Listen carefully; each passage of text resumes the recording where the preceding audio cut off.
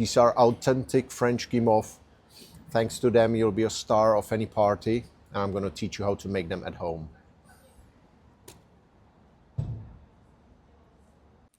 First, gather all the ingredients: sugar, water, glucose, soaked gelatin, lemon juice, egg whites and dried vanilla, olive oil or regular oil.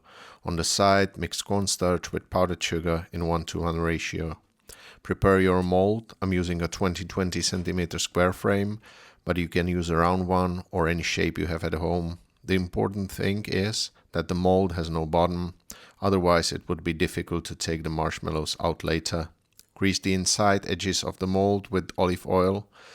Line the bottom with baking paper and dust it with cornstarch and powdered sugar mix. Now let's make the marshmallow.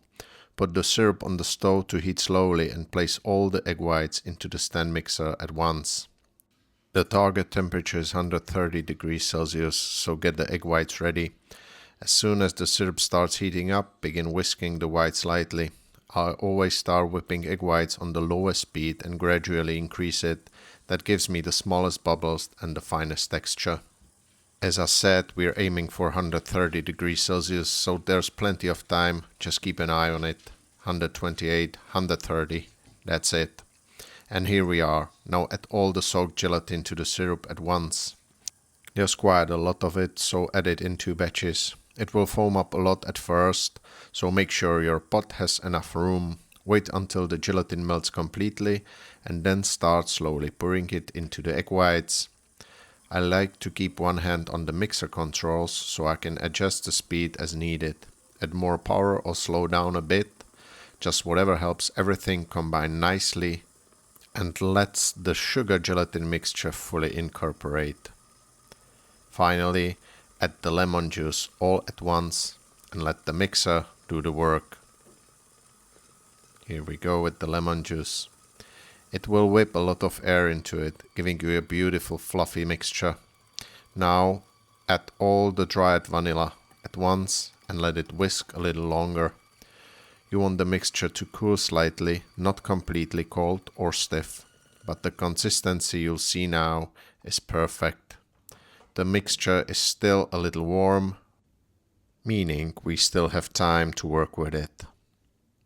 Now go back to your mold and pour the marshmallow mixture inside. If you have any extra, you can pipe it using a pastry bag onto the cornstarch sugar mix to make little marshmallow kisses and dust them as well. They turn into small marshmallow candies. Smooth the surface of the marshmallow in the mold and dust the top again with the powdered sugar and cornstarch mix. Now it's time to let the marshmallows rest. Leave them in a dry place, ideally overnight at room temperature. 24 hours is the best, so everything sets nicely and they can be removed easily from the mold.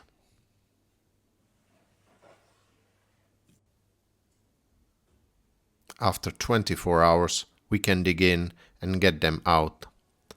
First, flip the whole thing over and peel off the baking paper. Here you can see why the mold shouldn't have a button. It would be very hard to remove.